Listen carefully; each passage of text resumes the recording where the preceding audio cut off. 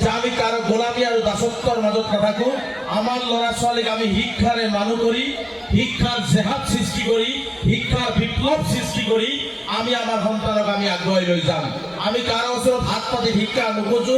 আমাৰ ল'ৰা ছোৱালীয়ে যাতে নিজৰ অধিকাৰ শিক্ষাৰ জৰিয়তে মানুহ হৈ, মানৱ সম্পদ হৈ চৰকাৰৰ পৰা কাঢ়ি আনিব পাৰে, তাৰ ব্যৱস্থা আমাৰ ল'ৰা ছোৱালীৰ হাতত তুলি দিব লাগিব। আমি ইটা ভাটাৰ ইটাত কাম কৰিবৰ কাৰণে নহয়, কেৰেলাত কাম কৰিবৰ কাৰণে নহয়, আমাৰ ল'ৰা ছোৱালী আমি শিৱসাগৰত ডিচি বনাবৰ কাৰণে, গুৱাহাটীত ডিচি বনাবৰ কাৰণে, গুৱাহাটীৰ জিএমচিত ডক্টৰ বনাবৰ কাৰণে আমি এই কাবাট্টাৰী অঞ্চলৰ পৰা পঠাব লাগিব।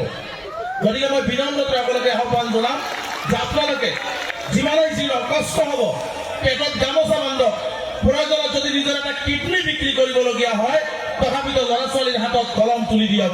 বিকল্প কোনো ৰাস্তা নাই। আমি ইছলাম ধৰ্মত বিশ্বাস কৰোঁ, আমি মুছলমান, আমি কোৰআনত বিশ্বাস কৰোঁ। কোৰআনৰ প্ৰথম শব্দতে লিখা আছে ইকৰা, পঢ়া।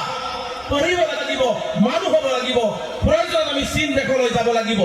আমি ইছলাম ধৰ্মৰ মানুহ, আমি কোৰআন বিশ্বাস কৰোঁ আৰু আমি আমাৰ ল'ৰা ছোৱালীক আমি প্ৰথম শব্দটো আমোল কৰিব নোৱাৰোঁ। আমাৰ ওপৰত গজব নাহি বেলেগৰ ওপৰত গজব আহিব নেকি?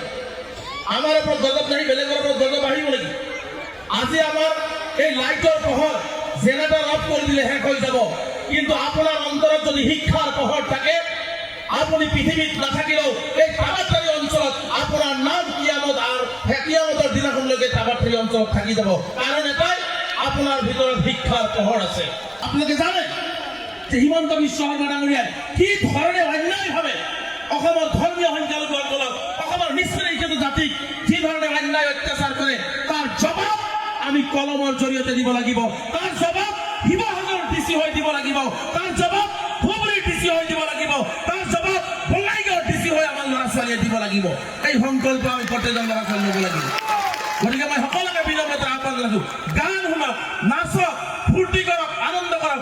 তাৰ মাজত সন্তানবিলাকৰ হাতত আমি স্কুলৰ বেগ আৰু কিতাপ তুলি দিম। ছোৱালীবিলাকক আমি বিয়া দিয়াৰ ক্ষেত্ৰত শিক্ষিত কৰি বিয়া দিম। এজন মাক শিক্ষিত হলে এটা পৰিয়াল শিক্ষিত হয়। গতিকে মই শিক্ষাৰ ক্ষেত্ৰত এই কথাটো ক'লো যে প্ৰয়োজনত যদি পেটৰ কিডনীও বিক্ৰী কৰিবলগীয়া হয়, সন্তানক বিদ্যালয়মুখী কৰক, সন্তানক মানুহ কৰক, ভাল হাফিজ কৰক, ভাল হালিম কৰক। মাদ্ৰাছা পঢ়ালে বোলে মাদ্ৰাছা শিক্ষা শেষ হৈ যাব, পৃথিৱী থকালৈকে কাৰো হিম্মত নাই মাদ্ৰাছা শিক্ষা শেষ কৰিব।